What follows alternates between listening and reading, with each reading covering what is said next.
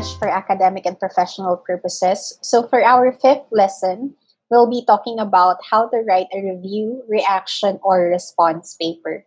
For today's lesson, we'll be covering, of course, the definition of the review, reaction, or response paper. I'll also be giving you some questions you could ask yourself while you are writing. And of course, the different stages in composition, including the pre-writing stage, the organizing stage, and of course, the writing stage. Let us first define what a review, response, or reaction paper is. More often than not, these three are interchanged. This kind of academic text is usually requested so that you will carefully consider whatever it is that you have just seen, read, watched, or even experienced. So it basically talks about your thoughts and your feelings about whatever thing is it that you have just consumed. Here are some questions to ask whenever you are asked to write an academic text of this nature. First is, as you are watching it, as you were seeing it, as you were reading it, as you were experiencing that particular thing, how did you feel about that? So what were your feelings? What were your initial feelings? What were your initial thoughts as you were in the process of consuming that piece of work or that piece of art or even that particular experience? Are there certain things as well that you agree or disagree with? The next question that you can ask yourself is if you could identify with a particular situation or certain conditions that were presented in the text itself or in the movie or maybe in the experience itself. Can you relate to it? Is there a sense of connection between you as a reader and between the work? After you have carefully considered all your thoughts and all your feelings, all of the ideas that were presented to you, the last question that you have to ask yourself is, of course, how to present your review, response, or reaction to it. Now, in this case, you have to ask yourself the question, what would be the best way to evaluate that particular artwork, for example, or that particular piece of media?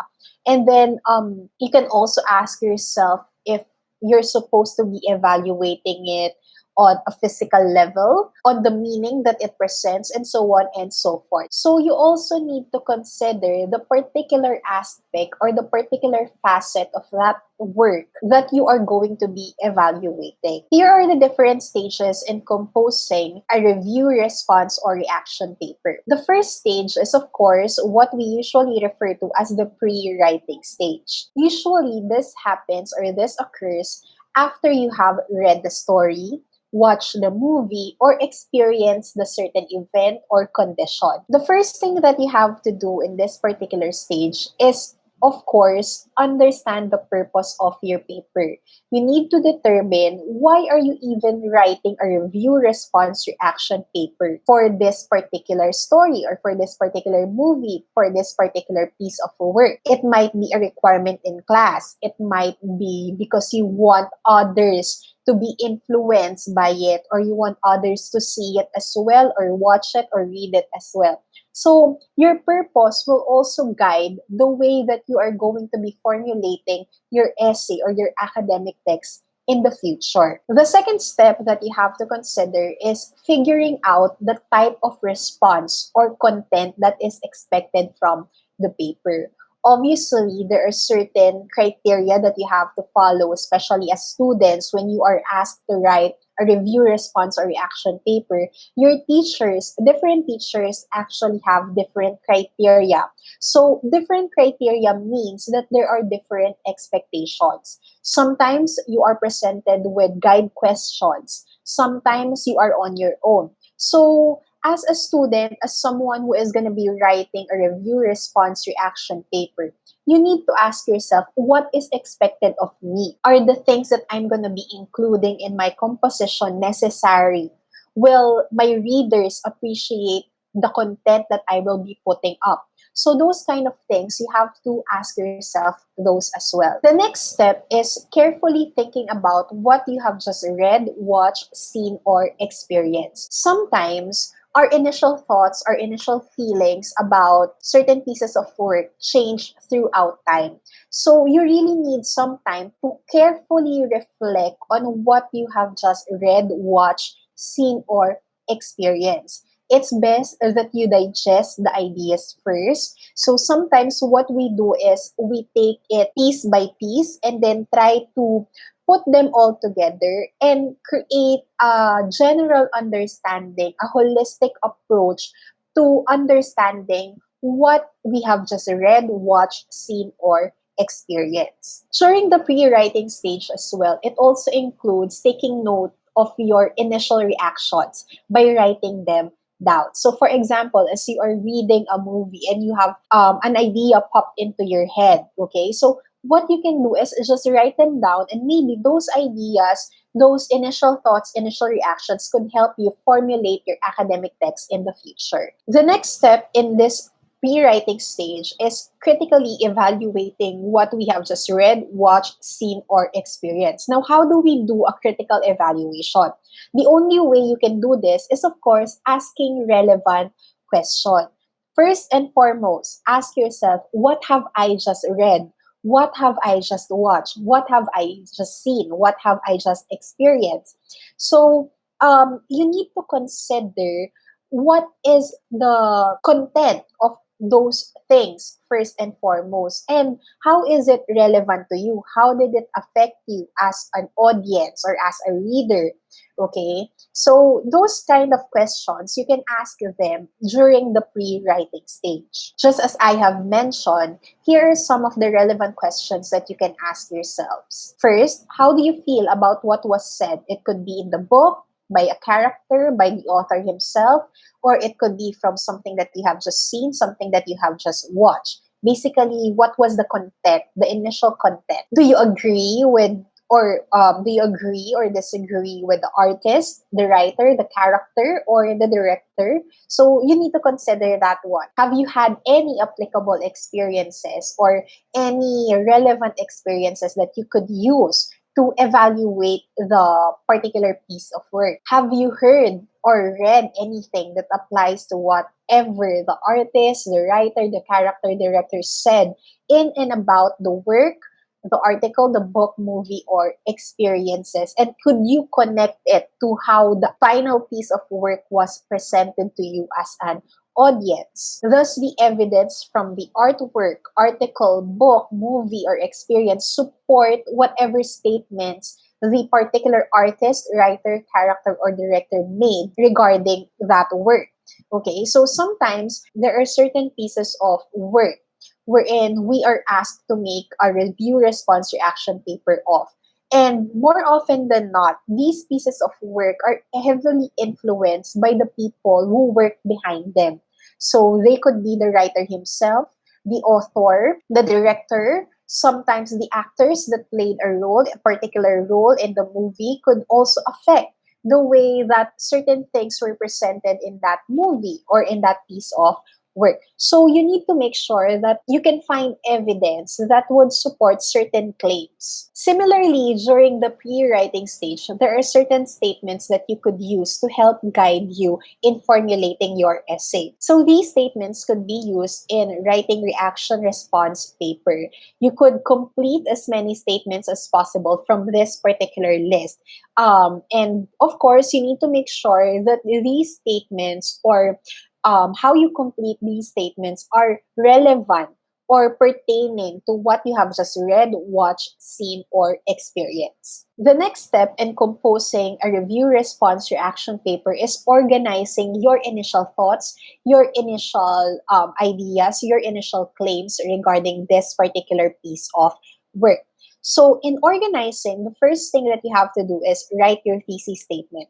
What is the general concept? What is your general idea? What is your general reaction to what you have just seen, read, watched, or experienced? So that could already be your thesis statement. Next, after you have formulated your thesis statement, it's best that you decide on certain key points that will try to focus your ideas. These will be considered your topic sentences or the main ideas for each of the paragraphs in your body or discussion. Like what I have mentioned previously during the preliminaries on writing academic text, in order for you to develop these main ideas or these key topics, you need to add examples, quotations, and other details to your paragraphs. Similarly, ensure that there is coherence between and among your sentences, your paragraphs, and your ideas. Make sure that the last sentence of each paragraph carefully transitions or smoothly leads into the next paragraph. In organizing your review response reaction paper, you can always check your thesis statement and make sure that the topic sentence of each paragraph supports it. So like what I have mentioned again, time and time again, I would mention it, that you need to make sure that everything that you will include in your essay, in your academic text, will always lead back to your thesis statement, will always be in support of your thesis statement. The next stage is obviously the writing stage. As we have discussed before, we often use the three-part essay structure in composing academic text. However, I would like to reiterate that just because it's three-part essay structure, it doesn't necessarily mean that there will only be 3 paragraphs. The number of paragraphs you have in your essay or in any piece of academic text would really depend on how detailed your discussion of your thesis topic is gonna be. The first part of this 3-part essay structure is your introduction. So basically, this is the first paragraph of your essay. It should always contain all the basic information about your topic. So take for example, it could be background information regarding what you have just read, what you have just watched, what you have just seen, what you have just experienced. So sometimes it extends up to 2 paragraphs, but as much as possible, try to limit it in 1 paragraph, including, of course, a concise, focused thesis statement. The next one is the body of your essay. It should contain paragraphs that would, of course, provide support for your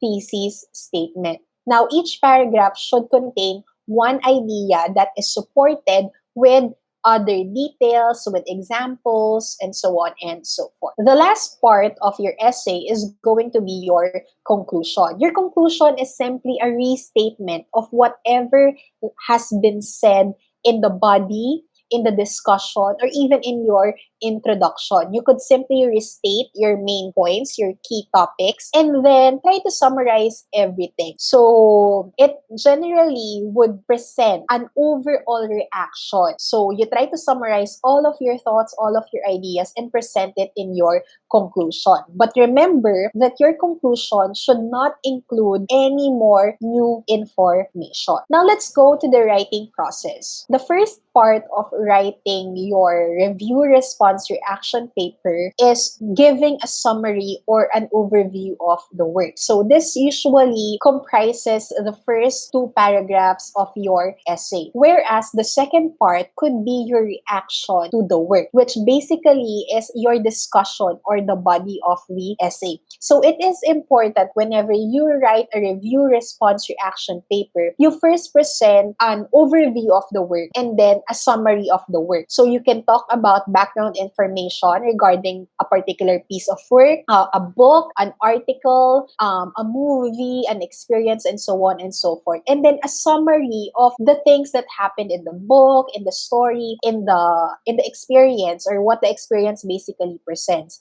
But make sure that it will not be composed of way too many sentences. You cannot or you do not have to spoil everything for your future readers. So just include key items as well. And then, of course, for the second part is your very own reaction to the work. Since we are writing an academic text, we try to avoid using personal pronouns just to make it sound more objective, less subjective in nature. Even if it's your own response, your own review, your your own reaction to the movie, to the book, we still try to present it in a more objective manner. Like what I have mentioned previously, your summary or overview of the work is necessary for the writing process.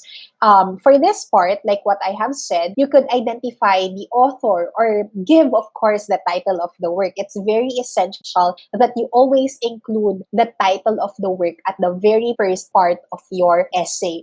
You could also include the publisher and the publication date if it's a book, an article, and other things. Just write an informative summary of what the material is all about. And as I have mentioned earlier, always highlight the main points or the key supporting details only. Similarly, you can also use this part of the writing process to illustrate important ideas that would eventually support your thesis statement or your general thought or reaction to the work. But again, do not discuss in great detail any single aspect of the work because we don't want to be spoilers for people who have not yet experienced it, who have not seen it, who have not watched it, okay? Or who have not read it. And again, always keep your summary objective and factual. Do not include yet your general thoughts, your general ideas regarding that particular piece of work. Just summarize what was presented in that work and that's it. The second part is, of course, our reaction to the work. You can ask yourself the question, how is the assigned work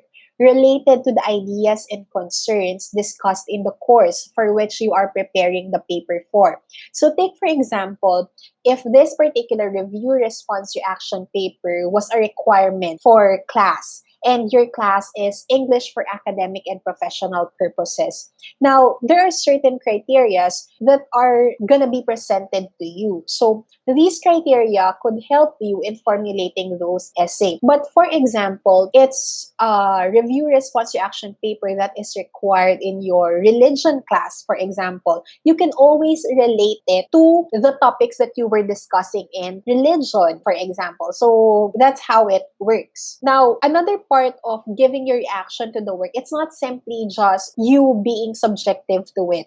Okay, it's not simply considering your feelings, your emotions, your thoughts about that particular piece of work. You also need to relate that work, aside from relating it to the class itself that you are preparing it for. You can always relate it to the bigger picture. And when I say bigger picture, always related to the society, to your surroundings. Is it relevant to the problems we are experiencing today? Is it relevant or is it related to any of the experiences that are presented to you outside the classroom, outside the school? So all of those things, you can consider them and include those in your discussion of your own review response or reaction to the work. Similarly, you can also relate it to your own life, your own experiences, your own feelings and ideas. Did it provoke any emotions in you? Did it arouse any feelings? Did it trigger any emotions? Did it trigger response from you as a reader, as a consumer of the work? Another thing that you could include in your discussion of your reaction to the work is if it contributed something to your own understanding of the topic that has been discussed or covered in that piece of work. So take, for example, you watch a certain piece of documentary and it's about a particular topic that you were unfamiliar with. Now, how did it help you as a reader to increase your understanding of that particular issue? Did it also change your perspective or did it solidify your initial stand, your initial thought, your initial feeling about that particular issue or particular topic? So you can discuss that as part of your reaction to the work as well. Your reaction to the work must also include an evaluation of the merit of the work. Do you think this particular piece of work is good enough to be published? Do you think it's something people could actually learn from? Do you think it's something that could change lives? So try to evaluate the merit of the work itself. And of course, as a reader of the or as a consumer of that work, would you recommend it to others? Would you want others to experience the same thing? Would you want others to read the same thing? Would you want others to see this particular movie? And describe, of course, why. You need to support why you would recommend it others. What makes it good, what makes it bad, and so on and so forth. Here are my sources and references for this discussion. Thank you for joining me